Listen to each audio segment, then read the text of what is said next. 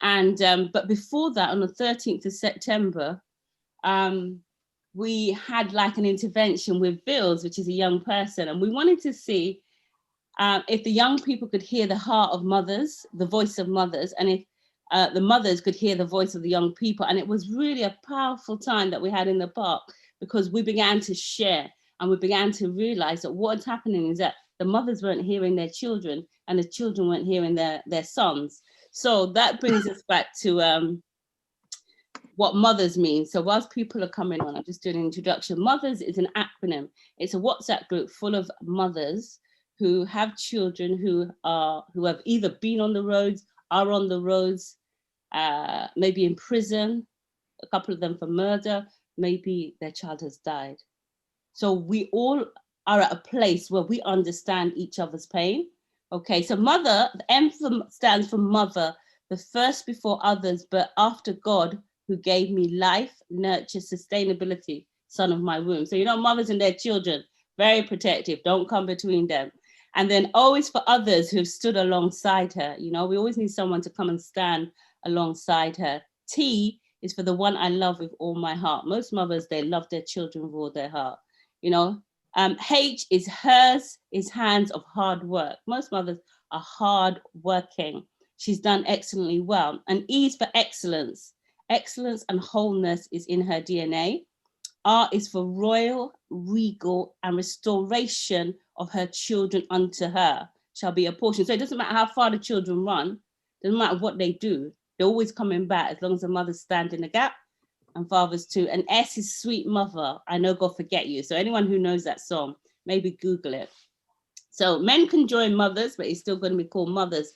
And our three goals is that our children will come back home, our sons and daughters, those are on the roads, that they will come home changed, and that they will think about the consequences of their actions, particularly the impact on their mothers, and that they will develop their own relationship with the Lord. So crisis response is really looking at, you know, what's happening with our children when they're on the streets, that why are they on the streets, what has happened to them? And a lot of it is they've experienced trauma, but they don't know how to talk about this trauma.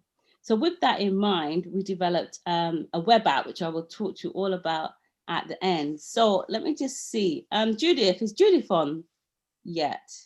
Okay, she's not on yet. She wanted to sing a song, so maybe I'll have to do that at the break. So I think we are probably about, 5 past, okay. So I'm going to introduce the first speaker. So those people that came late and missed. And the first speaker is Ivan. Ivan is going to speak for about 15 minutes, and he's going to tell us about who he is, what he does, you know, what happened to him before, where he is now. And then there's going to be 5 minutes for questions and answers. Then we'll have a break. Then we'll have the second speaker, and we'll do the same. And then the third speaker. So over to Ivan. Thank you. Oh, I feel the pressure. Thank you. No, thank you. Good evening, everybody. Hope everybody's well. And without further ado, my name's Ivan. I was born and bred Lewisham Borough. So I'm assuming everyone here probably knows of Lewisham in South London. And relatively good upbringing. I'm of Ugandan heritage. Born with my mum, dad initially, sisters, brothers. Life was pretty cool up until, I would say, around 8 years old. Unfortunately, I lost my brother and my father first, and then at the age of 13, I lost my brother. Now, of course, you can imagine we were a happy family. Just wait, just give it a little time. Pardon? Sorry, if someone's not speaking, can they sort of like mute themselves? Oh, sorry. No, you're fine. Sorry, yeah. So I lost my father and my brother at a very young age. Come back, Adam. And that. Don't worry, that's someone else. I'll ask them to mute. No worries. And kind of turned my life into a negative tailspin. So kind of just went all around the place, angry, annoyed, dejected, pissed off at God, really. Just, you know, we grew up really in Christian faith, thinking, you know, why would these things happen? Started questioning a lot of things and my own belief. And it went down a bad path, I guess. You know, that was my male kind of influence gone as well. So I didn't really have any males left. You know, my granddad, my father, my brother, all of us, everyone just kind of gone. and, you know, spent a lot of time chasing and seeking validation to, you know, to feel like what it is to be a young boy or a young man.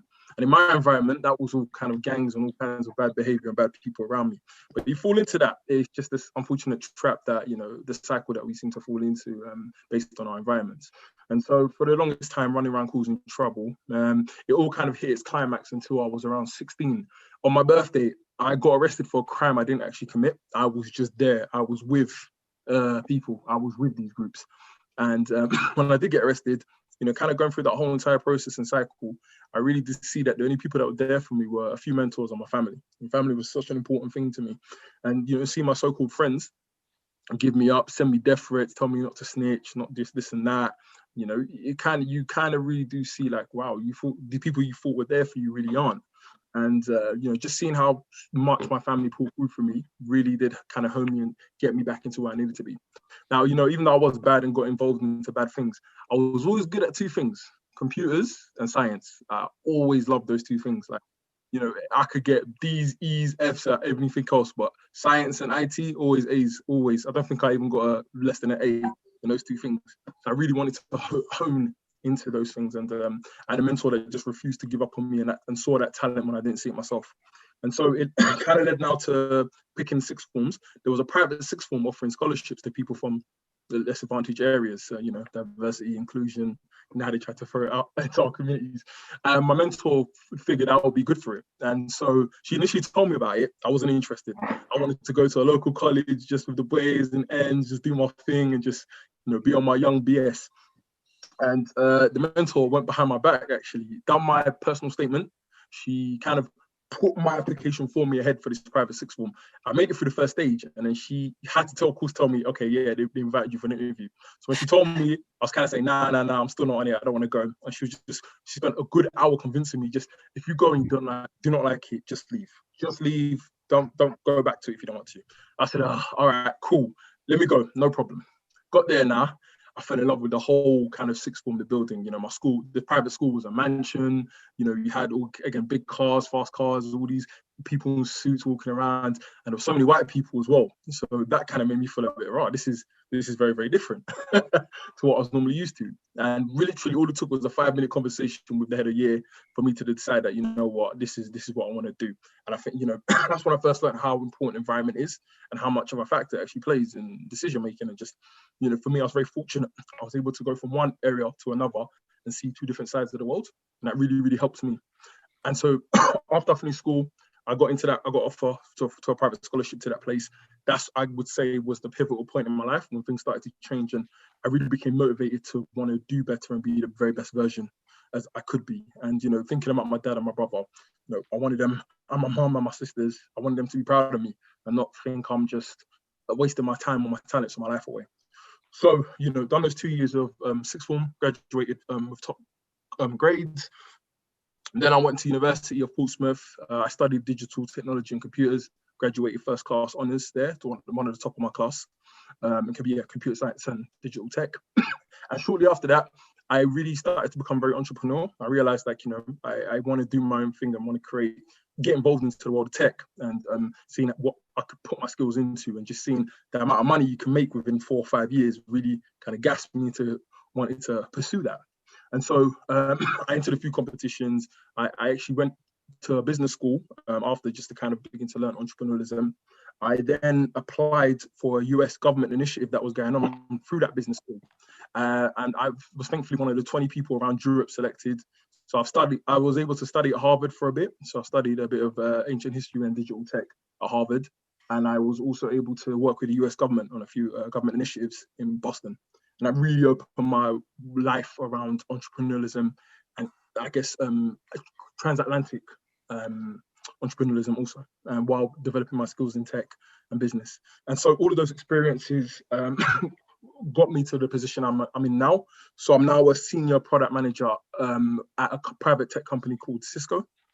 So I'm in charge of I'm one of the few seniors in private technology and weapons contracts, So I represent the weapons contracts for Atos. I work with Home Office.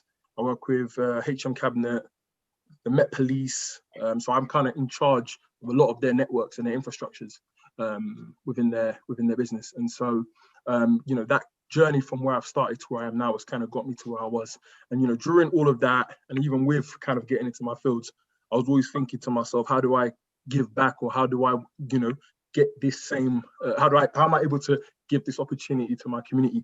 So on the side of my business, my travels, you know, while I was at business school, while I was learning tech non-stop, I created a social network called Spiela, SPIELA. And the whole purpose of my network is to bridge the gap between that world, the world I'm in now, and the world I was in previously. So how can I bring those two together? So I work with like partners, like I've worked with Facebook, Microsoft, my own company I'm at now, Cisco, and a few other organizations. And I'm all about trying to blood opportunities into Black community. So, you know, trying to get people into apprenticeship schemes, trying to really get young Black boys and girls into the world of tech. I personally need, it's my mission of mine to get Black kids into tech.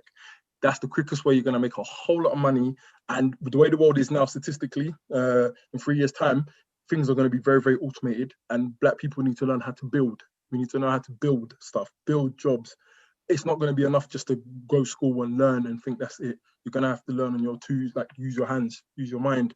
And, you know, the world of tech is not the sexiest, but I guarantee you could become a millionaire within 5 years of tech, honestly. And thankfully for me, I'm in a position now where I'm not 30 yet, but I'm almost set in terms of just, you know, tech has afforded me the privileges that I otherwise wouldn't have got if I was anywhere else. So yeah, I think that's, sorry if I'm rambling on too much. No, yeah, that's fine. That's a lot of information. And so yeah. that's great. Let's open Thank you, Paulette. Yeah, tech within 5 years, great. Yeah, so, you know, in the course of 10 years, from when I'm 19 to 29 now, yeah, I've been very, very, very fortunate. And I thank God for the journey and, you know, all my hardships and the things I've been through, because it's led me to where I am now. And I'm very passionate, very, very, very passionate about getting Black kids, Black girls in particular, into science, engineering and tech. I think it's really important. They need to get in there. And yeah, I'm all about seeing, you know, what kind of schemes and initiatives we can create. And at the moment, I'm trying to build my website and get the Black community on there so we can kind of share information about tech, science, connect them to professionals within these fields as well and see what they can learn. They're looking for mentors, that kind of support. I'll post it up on I'll put it in the chat space. Yeah, if you would, Ivan. SPIELA, but I'll put it in the chat. Put it in the chat, that would be great. Yeah. Okay, let's open it up for questions. Let's see. Yeah, that's a great journey. Let's give Ivan a brilliant clap. Anybody got any questions for Ivan? If you would just unmute and then just give him your question, direct questions. Okay, all right, we're warming up. No questions for Ivan? No questions. I have. Yeah, my daughter back here is very interested in science. So what do you do? Or have you started anything as yet? Yes, so we do a few schemes. So working with councils and boroughs. Initially, we're still relatively new, right? So we worked with Lewisham on a few tech coding, so teaching people how to do tech and coding. And we do online sessions as well, where we invite mentors and academics within science fields, tech fields, to run workshops for young people, for older people as well, just learning the basics of code and how to create a web program, web interface, and make it fun. So, you know, like even for young people, we make games like Noughts and Crosses, you know, being able to play solitaire, those kind of things. There's so much you can create with tech and code, so much. You can create a whole world with it. And we're trying to create programs and packs now where young people can get in and start doing the basic stuff, just to kind of hopefully get excited. That's really interesting, because my friend is also on here, Paulette Watson, and she actually does more or less kind of what you do for young people. And she's actually from South London as well, so you might be able to collaborate in some way, shape, or form. I'm happy to talk and collaborate with anyone. Ivan, I think if you put your information on the chat, then people can pick them up. And we can do I also wanted to share as well, if that's okay, Margaret, that on Thursday, so we do monthly events where we invite people from business and the community to speak and learn about their stories. On Thursday, I've got the CEO of Direct Line, and I've got Jermaine Jackman, who won The Voice in 2014, to speak. He's speaking on the next Zoom call this Thursday. So if anyone's interested, I'll pass the details to Margaret. Yeah, that would be great. Margaret, can I ask a question, please? Hi everyone, I'm Paulette. You can't see my face. Okay. The reason why I've had a really stressful day, but I told you about that in a moment. But what I wanted to say to Ivan, one of the problems that we're finding, especially with getting girls into STEM, is in terms of the digital gap, skills gap, when they actually get in there and how they're treated. What policies, in terms of your diversity and inclusion policy, has your organisation put forward to be able to enable our girls to, once they've got into Cisco's organisation, how are they going to retain them? Yeah, so the good thing for us, and in particular with Cisco, the apprenticeship scheme that they're running at the minute is for 18 plus. And also Cisco have a very strong Black community. We do have our own kind of Black CBP network. So our diversity, inclusion, and these initiatives, the apprenticeship schemes are run.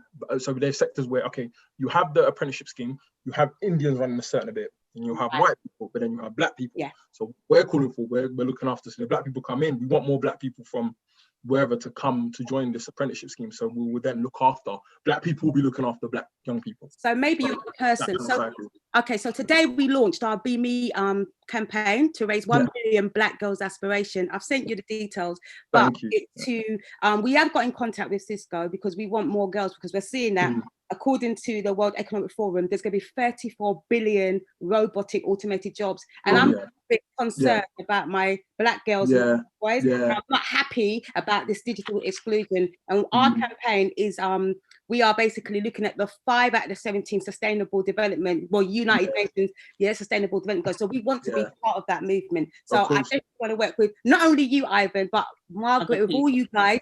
I will show you my face, but seriously, I've been doing this campaign and my head is hurting me, but this is an amazing initiative. So let's support each other. Thanks, Cynthia. Hi, guys. That's great. That's great. Anybody else got any questions? Paulette, if you put your details in the chat, I can pick them up a bit later. But has anyone else got any questions for Ivan? Shared. Hi, Shirley. Hiya. Yes, my name's Shirley Thomas. Hi, I work for a fostering charity, and I work with children and young people. It's not a question really, it's just more of a comment. What really stood out for me is that you said earlier about a mentor overriding your decision and putting you through this apprenticeship. And I'm really encouraged about that, because sometimes it's so disheartening. You know, you're working with young people in your signposts them here, there, and everywhere, and they say, no. You know, and you know that this thing's good for them. Oh, Shirley, honestly, she was about to cry my mentor when I was like, no, I'm not doing it. No. Literally, because it was her constant persistent and begging me to go. And I said, okay, cool, I'll go just to get you to stop. And you know what? If I could find her now, I would hug her and thank her so much. Absolutely. Brilliant. I'm really encouraged about that, and I'm going to override a lot of young people from now on, because you never know what seeds you're sowing and how you're going to move them into their destiny. Well done. Thank you so much, Shirley. Well done. Any other questions for Ivan before? Before we move on, please, if anyone has any questions, please let me know. Before we move on, are there any other questions? Because I think Ivan has just opened it up. There's lots of opportunities. Yes, you have. You even sent me something about some apprenticeships which I passed on. Was it for a makeup? Yeah, I mean, the problem is that what these companies and organizations have is they have these initiatives for Black people, but think about it, the people in the power, or the people that whose job is to throw them, like to put them out, they don't know nothing. They're not Black people. They don't know how to tap into these communities, right? So our job and what we're trying to do is find those opportunities that these people constantly put out and making sure it's going to the right people, the right community leaders, so that the right young people can see it, because there's opportunity everywhere, but it's just unfortunately not getting captured, which is what we need to do a better job on. Black people in tech like myself need to do a better job of putting it and distributing it out there. So excellent. Thank you very much. Thank you very much, Ivan. And we've got your event on Thursday, so obviously people can I'll post that up now on the chat space so people can register. Great. Before we have the next, thank you. Before we have the next speaker, is Judith on now? Judith on yet? Cynthia, is Judith on? Okay, she's not on. Yeah, I believe she is. She should be. One second, let me double check. I saw her just now. I saw her about 2 minutes ago. Okay. I'm gonna share. Hi, Daryl. Hi guys. Good. Daryl's gonna actually be the second speaker. Before he comes on, I want his mum to. She was gonna sing a song, so I don't know if she's if she's ready I'll try yet. and get through again, if you bear with me 1 second, it might have cut out. Okay. Let me see. Yeah. Right, if she's ready, she's gonna sing a song. It's called Winner Man by Ron Canoli. So we're just breaking it up a bit whilst Daryl's getting ready, because he's gonna share about his journey and where he is now. But I hope that Judith is ready so that we could do that. Does anybody need to grab a hot cup of tea or a coffee or a drink before we move on? Or is everyone fine? All right, okay. Excellent.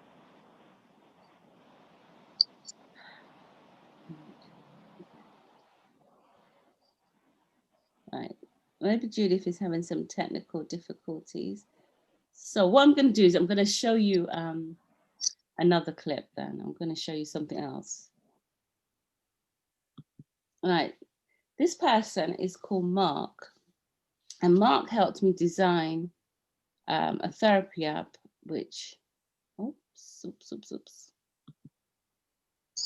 doesn't want to, well, I'll let him talk about it. Right. Hi, my name is Mark, and I am a product designer on the project areyougood.co.uk, shortened to yougood.co, .uk. So I thought I'd record a short video just to kind of let you know how everything kind of started and the process of how it came together and what the hopes are for it. So I met Margaret, what was 2 years ago now, and she had told me the early kind of concept of what she was trying to develop for young people as a way of helping them to get support in a sort of modern way. So after a few conversations, we were able to kind of look at the heart of what the issue was. So we had lots of different ideas in terms of, should it be a website? Should it be a multifaceted app that has all these features that young people are used to? People that use Snapchat or any of these modern social media features. So using the lean methodology, how I approached it was to kind of work with the core essential of ultimately what the young people are looking for. So whilst a fully featured app is definitely a destination, one of the key things was whittling it down to what do they need. And ultimately, for this specific project, it's the service, it's the ability for them to be able to reach someone who they can speak to when they're in a time of need. And how do we turn that into modern technology? So using something like a chatbot, what we're able to do with that is create an almost real type conversation. If you've used bots before, you would know a lot of times it can be quite robotic. So what I did is try to understand more of what a young person would be expecting. So like one of the things I did was talk with social workers, people who work with young people who are at risk, and the challenges they face currently, in terms of talking to people, and so so balancing that with the emotional side of things, where it's like what is the barrier to people seeking help. So one of the things that came out of the research was lack of information, not really understanding what therapy is, not understanding what trauma is. And so, out of those two things, what we did is create a dual track where one track of the conversation is kind of for people who are ready and need someone to talk to straight away. They can go through it. And we're testing the most minimal idea right now, which is, they'd go onto a web page, click, and be directed to a therapist. The second track is more about helping them understand what therapy is, to kind of help get over the fear of the unknown, which was something that came up in the research. Because the more you learn about it, the less afraid you are about it, and the more you know what you can kind of do. And as someone who's been through the therapy journey myself, that was very helpful for me, just to be able to go on YouTube and what is therapy, what is CBT, you know, and how can it help me? Because outside of knowing what it is, you just have what people tell you it is, you know, which sometimes may not be helpful, particularly if you're in a place where you are feeling anxious. So with that said, You're Good is just a simple website that you can go on, and once you click on the website, you can talk to somebody. For now, it's testing it to see how people respond to it, what the needs are, and being able to just adjust it and so on. But long term, the hope is that it would have some kind of a resource, so you'd be able to go into the app and ask more questions, and actually get automated, you know, response that's a bit more kind of natural in the way it goes about. But for now, the main focus is about helping people connect directly with a therapist, or schedule some time with a therapist, and just have a skim and overview of what trauma is, and, you know, learn from the stories that we've shared, for example, using Blue Story and so on. So that's kind of a snapshot of what we've done. Feel free to ask me any questions. My email address is mark@freshcourage.co, and I'll be more than happy to share any questions about how we're designing the conversations, and so on. So yeah, I hope you enjoy the rest of the session. And once again, thank you.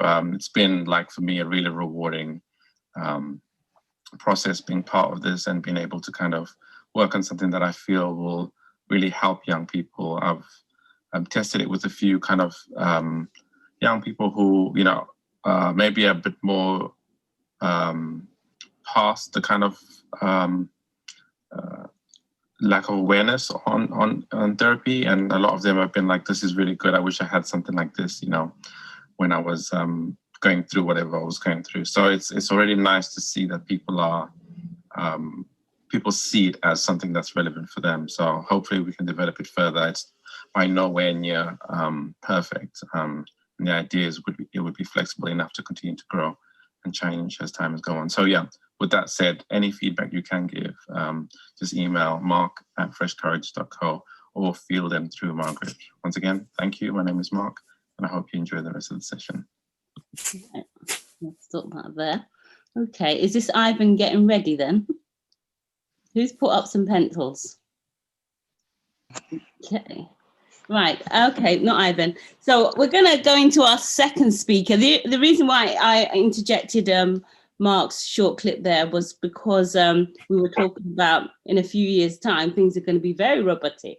So you really need to be up to speed with tech. You really need to, as Ivan said, be very hands-on and be able to use critical thinking, use your mind and things going forward. Excellent. Okay, so I'm going to hand over to our second speaker, who is Daryl. Now, Daryl, I would like you to introduce yourself. Tell us where you were, where you are now, and where you're going. So over to Daryl. Hello, guys. Yeah. Hello there, guys. Can everyone hear me? Am I okay? Yeah, I can see a couple of ways. All right. So my name is Daryl Morgan, and I am an IT consultant. Wow. So I'm going to speak about where I am now and where I'm going. Is that correct? Yeah. Where were you before? Because give them a sort of like lead into your journey. A leading story.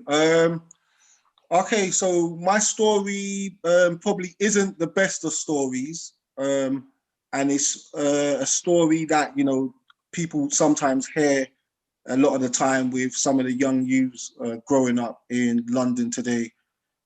So me, myself, growing up, being incredibly young, grew up on council housing. So, you know, estates where you could possibly have a couple of thousand people.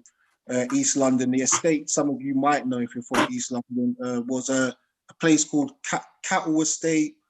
Yeah. Our family lived on Boundary Estate. We lived on Oliver Close Estate. And I think a few stops with my mum's friends in Beaumont Estate.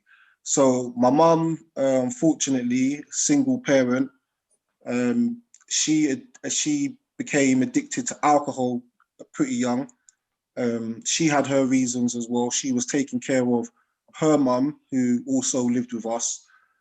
She was schizophrenic. So obviously people caring for people with mental illnesses at the time was really difficult. However, my mum was my nan's full-time carer, obviously not having any, you know, health background, just got by. So whenever things became unstable, we would just continuously move around, and was basically more or less never settled. My mum was basically meant to tell her side of her story today.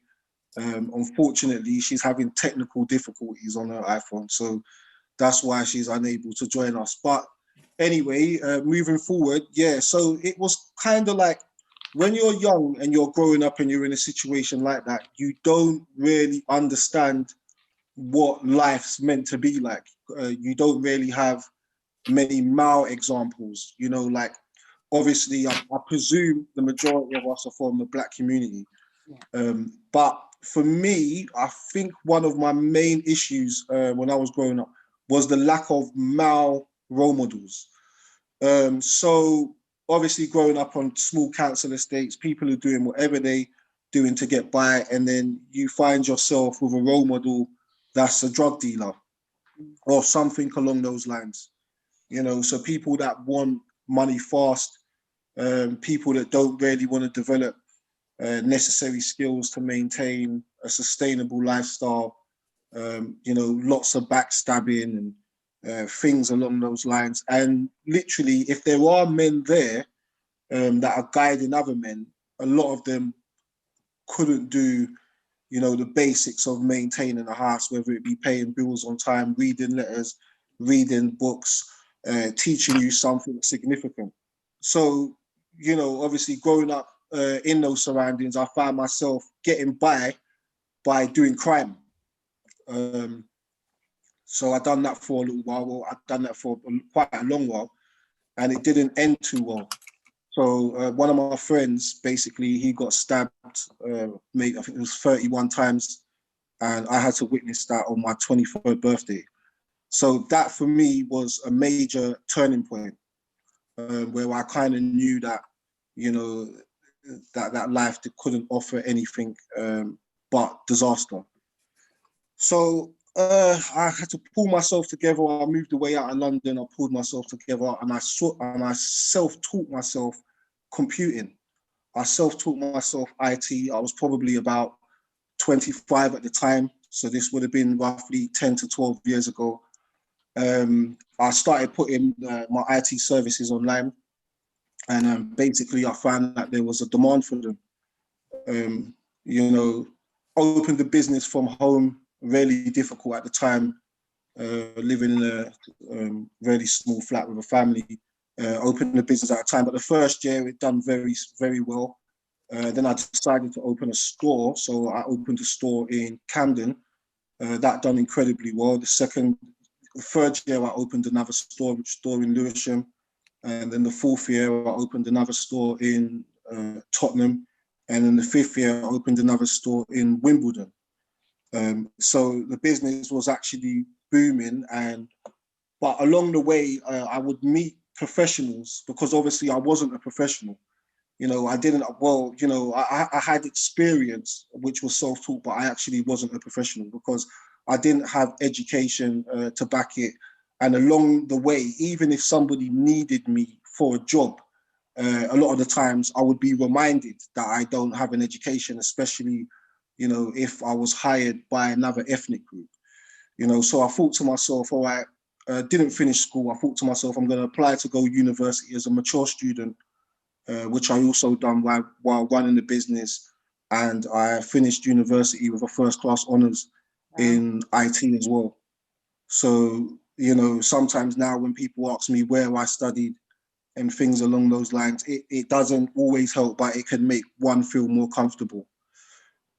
Obviously, moving forward, we're at a difficult time now, but moving forward, and where I would like to be is obviously I now have to change the scope of my business. That, like Margaret said, things are becoming incredibly tech. You know, sometimes it's worrying because you don't know how much of our lives it's going to take over. You know, however, you know, moving forward for me, it's probably more service-based. Service-based sales I'll be working on for my company, and you know, so we can have people working from home and hopefully still doing work, and people's devices are lasting longer, but a lot of the time they need support with them. So IT support for businesses, IT recovery service for corporations is always a growing and needed field. So, and IT security aspect is actually what my degree is actually in. So moving forward, we're just trying to change with the scope of things.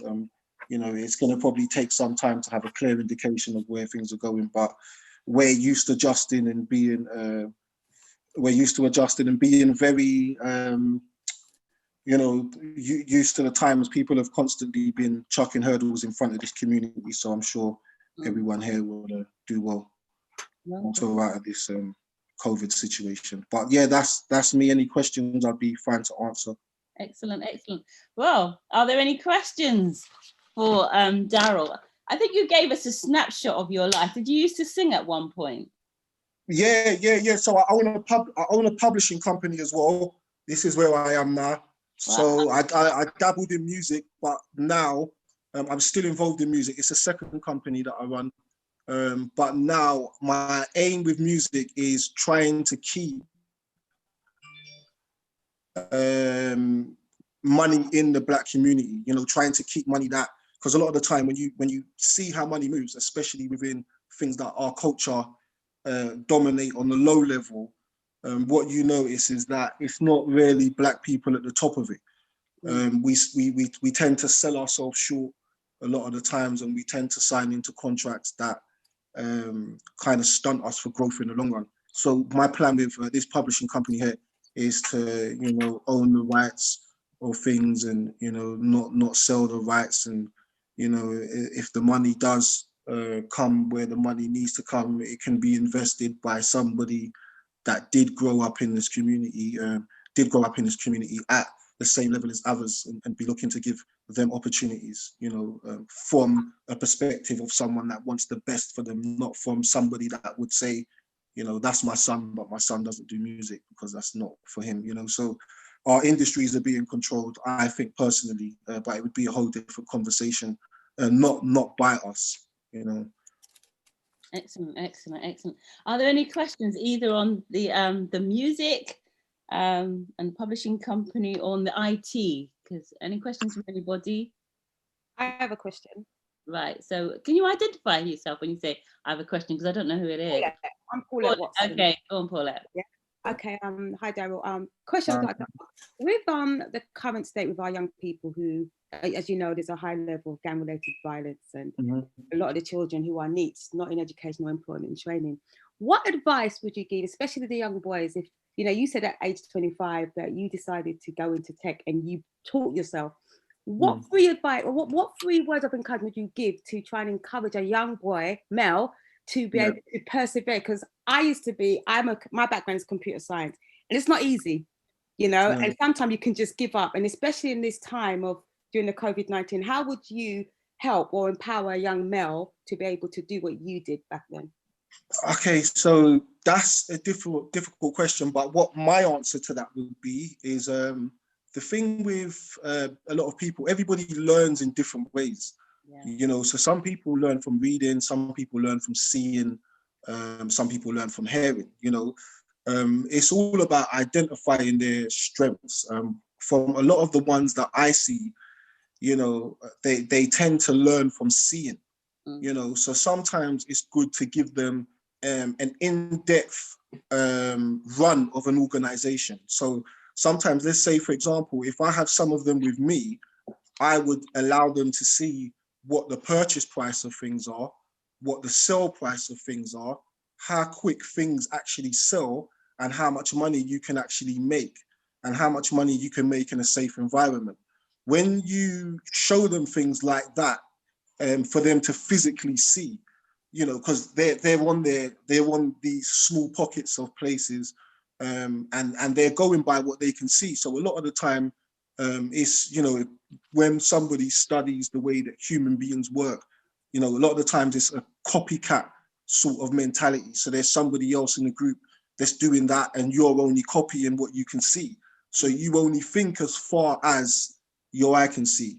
But if you give them an insight how to things work, and an insight how easily, you know, things can be managed with the right skill sets, when they see the value of it, and then they compare it to the people that they know, and they say, okay, well, this guy, he's trying to force me to sell drugs for, you know, £50 a day, or he's trying to force me to sell drugs for £60. I can be here, I can be in a safe environment. This looks like things I could learn, and I can make £120 a day. They're able to do the maths themselves. A lot of the time when I have the young boys with me as well, what I've noticed is they're very quick. They're incredibly quick. They're quicker than a lot of adults when it comes to training adults in IT.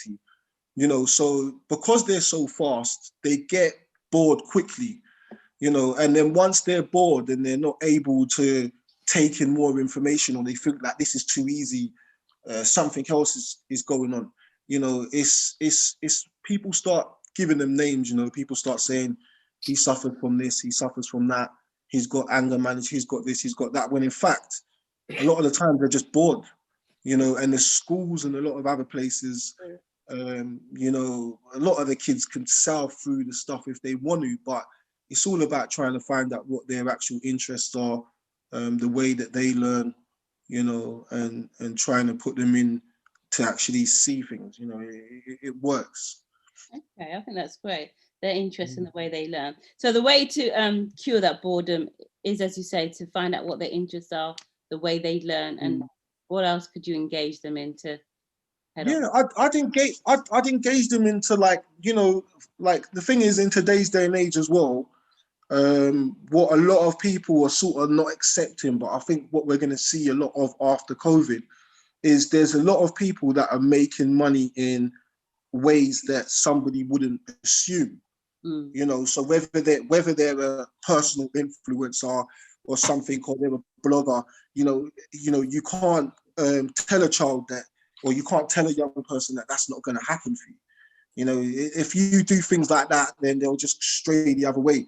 If the person wants to be a blogger, get them a day with a blogger, get them the day to see how this blogger, you know, how he makes money, how he advertises, what method he uses, etc., etc. Some of these people, you know, from now until into the future, are still making a decent money. But I would put them into, find out what the interests are, and sometimes put them into these places to physically see that there's more than just the street. If the owners do have a connection with them, like with myself, when I do talk to these young people, I don't sugarcoat things, because a lot of the time they don't, you know, when it comes to older people, if they think you don't understand what's happening in their world, they'll just tell you what you want to hear.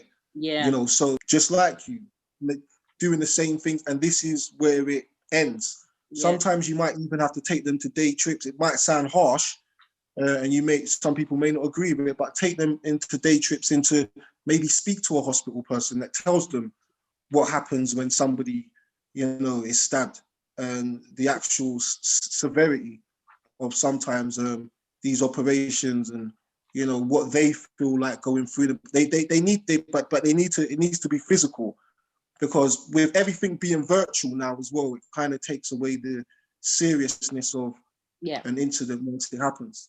I think that's true. That thing about day trips is true, and what you said about they tell you what you want to hear. I was speaking to a young man, I think it was last week, and I was telling him about the You Good app, and I mentioned Blue Story, and he looked at me with his side eyes. I said, "Don't look at me with your side eyes. I've got young children. I've got older children. I've got children as well. I know what that means." Because he's thinking, "How do you know about Blue Story and your age?" I said, "I watched it. I know about Blue Story," and I was telling him things, and he was like he didn't believe it. But at the same time, now there's a bond. Now there's, you know, a reason to speak. There's something to go off from there. And you know, you could even ask him, you know, you can bounce off from there, you know, are you into acting?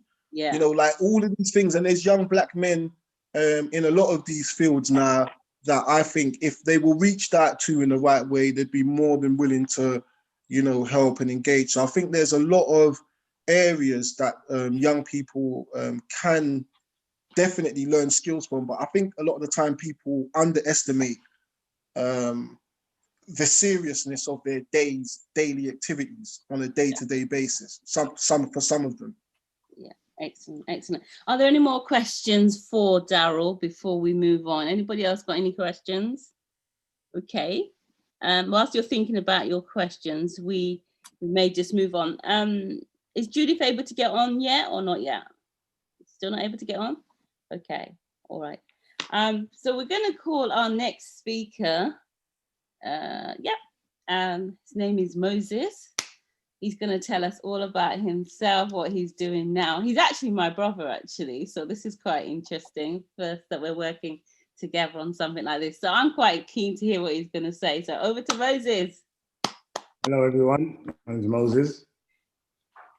As my big sister has just introduced me, I'm her little brother. Now, first and foremost, I'm not someone that is social media. I'm not even someone that's really computer literate. Okay, so I'm not someone that this is very new to me, and I think my sister has stood on me to be here. So it's not something I would usually do. Okay, so I'm 49, just shy of 50. I've been in business now from about 25 is when I opened my first business. I count myself as being a business angel. I involve myself in other businesses, and throughout, with no specific gender. So if we start from young, so we're me and Margaret, we're 5 siblings. Margaret's the oldest out of us, then 4 boys.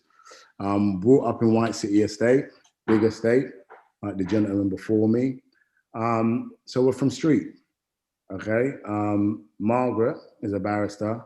Now she read her books. I didn't read my books, but I've got common sense. So I left school at 16 and got an apprenticeship. So I'm an electrician by trade. So from 16 to 24, I done my apprenticeship, learned a trade. And when I left school, for me, I knew I didn't want to work in an office. So I went to my careers teacher. They said, "What do you want to do?" I said, "I don't want to work in an office." So they said, "You have to be a tradesman then." So I said, "Which tradesman pays the most?" They said, "Electrician." So I said, "I'll be an electrician."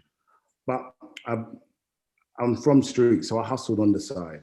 I bought and sold car stereos, just backwards and forwards. But I knew I needed to get my trade under my belt. So I say to all young people, first and foremost, even before people start talking about, we talked a lot about people setting up business and that. I'm a person who says first thing is get a trade. And you know what I mean? Even though I didn't read my books properly, I say to everybody, read your books.